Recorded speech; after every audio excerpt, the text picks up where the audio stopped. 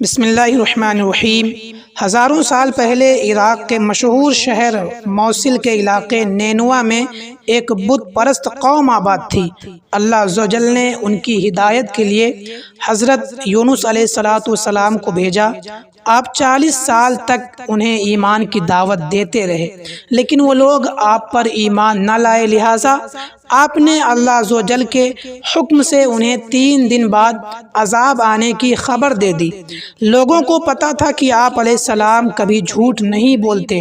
انہوں نے آپس میں کہا، اگر یہ رات بھر یہیں ٹھہرتے ہیں تب تو عذاب کا اندیشہ نہیں، لیکن اگر تشریف لے جاتے ہیں تو ضرور عذاب آئے گا۔ جب رات ہوئی تو آپ علیہ السلام وہاں سے تشریف لے گئے۔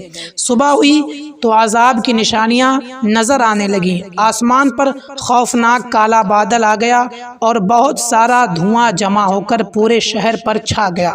لوگوں کو یقین ہو گیا کہ عذاب آنے والا ہے، لہٰذا سب لوگ اپنے گھر والوں اور جانوروں سمیت جنگل کی طرف نکل گئے۔ رو رو کر بارگاہ الہی میں کفر سے توبہ کی اور ایمان لے آئے۔ ان کی سچی توبہ اور اخلاص کی بدولت اللہ عز و جل نے ان پر رحم فرمایا اور ان سے عذاب اٹھا لیا۔ ادھر آپ علیہ السلام ایک کشتی میں سوار کہیں جا رہے تھے کہ لوگوں نے غلط فہمی کی بنیاد پر آپ علیہ السلام کو دریا میں ڈال دیا۔ اتنے میں ایک بڑی مچھلی نمودار ہوئی اور آپ کو نگل گئی۔ حضرت سیدنا یونس علیہ السلام کو کئی اندھیروں کا سامنا تھا، رات کا اندھیرا، دریا کا اندھیرا، مچھلی کے پیٹ کا اندھیرا۔ ان اندھیروں میں آپ نے یہ دعائیہ کلمات پڑھے، لا الہ الا انت سبحانک انی کنت من الظالمین۔ تیرے سوا کوئی معبود نہیں، تو ہر عیب سے پاک ہے، بے شک مجھ سے بیجا ہوا۔ اس آیت کریمہ کی بدولت اللہ عز و جل نے آپ کو عاشورہ یعنی 10 محرم الحرام کو کئی دن مچھلی کے پیٹ میں رکھنے کے بعد آزادی عطا فرمائی۔ مچھلی کے پیٹ میں رہنے کی وجہ سے آپ علیہ السلام کو ذوالنون بھی کہا جاتا ہے۔ حدیث شریف میں ہے، جو مسلمان ان کلمات کے ذریعے دعا مانگے گا اللہ عز و جل اس کی دعا قبول فرمائے گا۔ ان دعائیہ کلمات کو آیت کریمہ بھی کہا جاتا ہے۔ اس مچھلی کا نام نجم تھا۔ وہ مچھلی بڑے سر والی اور پوری کشتی کو نگلنے کی صلاحیت رکھنے والی تھی۔ ایک نبی علیہ السلام کی چند روز کی صحبت بابرکت کی وجہ سے وہ مچھلی جنت میں جائے گی۔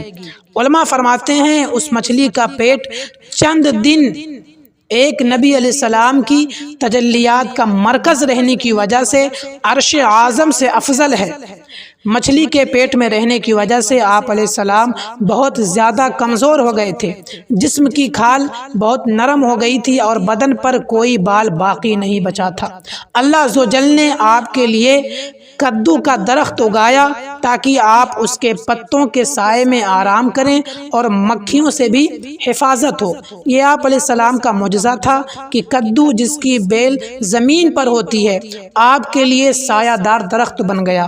صبح و شام ایک بکری آتی اور آپ اس کا دودھ پیا کرتے۔ یوں آپ علیہ السلام کے جسم کی کھال مضبوط ہو گئی، بال جمنا شروع ہو گئے اور کمزوری دور ہو گئی۔ اس کے بعد آپ علیہ السلام دوبارہ اپنی قوم کے پاس تشریف لے آئے۔ 1 لاکھ سے زیادہ لوگ آپ پر ایمان لائے۔ سبحان اللہ۔